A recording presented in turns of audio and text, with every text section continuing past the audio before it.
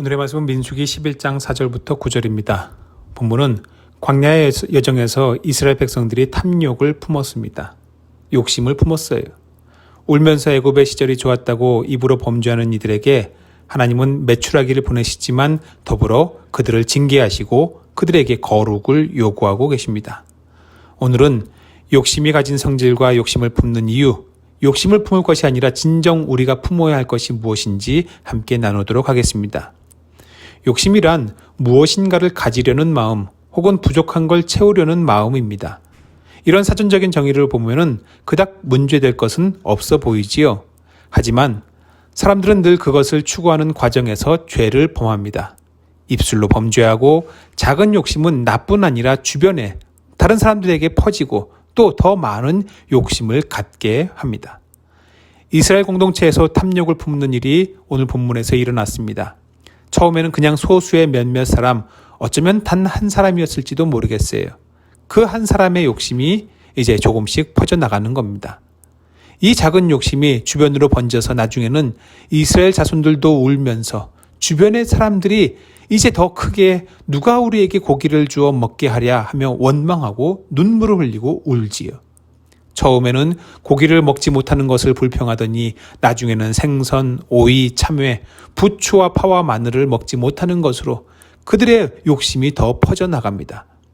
욕심은 우리가 입에 담기 시작하면 이렇게 주변으로 퍼지고 다른 것들로 번지는 거예요.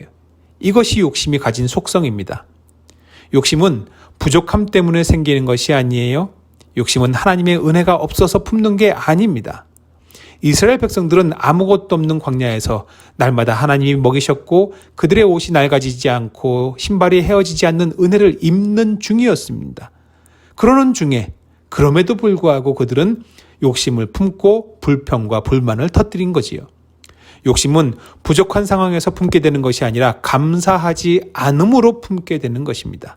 감사가 없으면 욕심이 넘치는 거예요. 보세요.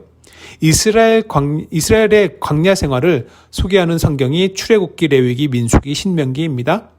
레위기에서 감사제물에 관해서 가르치는 부분을 빼고 출애굽기, 민수기, 신명기에서 감사라는 단어가 나오는지 한번 찾아보세요. 없습니다. 감사라는 단어가 아예 없어요. 광야 40년. 하나님은 그토록 이들에게 은혜를 베푸시고 먹이시고 입히시고 돌보셨지만 하나님의 은혜를 날마다 빠짐없이 누리면서도 이스라엘 백성들은 감사하지 않았다는 거예요. 그들의 40년은 감사가 사라진 시간이옵니다. 식물과 양떼가 말라 죽은 광야가 아니라 감사가 말라 죽은 광야였던 것입니다. 감사가 말라버리니까 탐욕이 넘치고 죄악이 들끓고 갈등과 싸움이 만연하고 하나님에 대한 반역이 풍년입니다. 욕심의 원인은 감사 없음이에요. 감사할 줄 모르고 욕심만 품는 이스라엘 백성들을 위하여 하나님은 모세에게 동역자들을 세우게 하시고 그들에게 성령을 부어 주십니다. 갈라디아서 5장 16절에 말해요.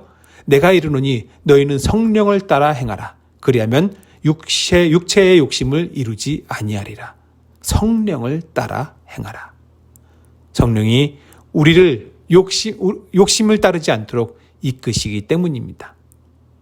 더불어 이스라엘 회중들에게는 하나님께서 거룩을 요구하시지요. 애굽에 있을 때가 좋았다고 말하는 이스라엘 백성들을 애굽의 욕심을 따라 썩어져가는 구습을 따르는 옛사람을 벗어버리라는 것입니다. 너 자신을 죄악된 습관, 욕심의 풍토와 문화로부터 너 자신을 구별해라. 하나님이 이것을 이스라엘 백성들에게 요구하시는 거예요. 거룩해라, 구별해라. 죄로부터 너를, 욕심으로부터 너를 구별해라. 오늘 하루 당신의 삶에서 부족한 것, 채워야 할 것을 헤아리는 대신에 하나님이 주신 은혜에 감사하는 제목을 한번 정리해 보시기 바랍니다. 그리고 더욱 성령을 부어주시길 기도하시기 바랍니다.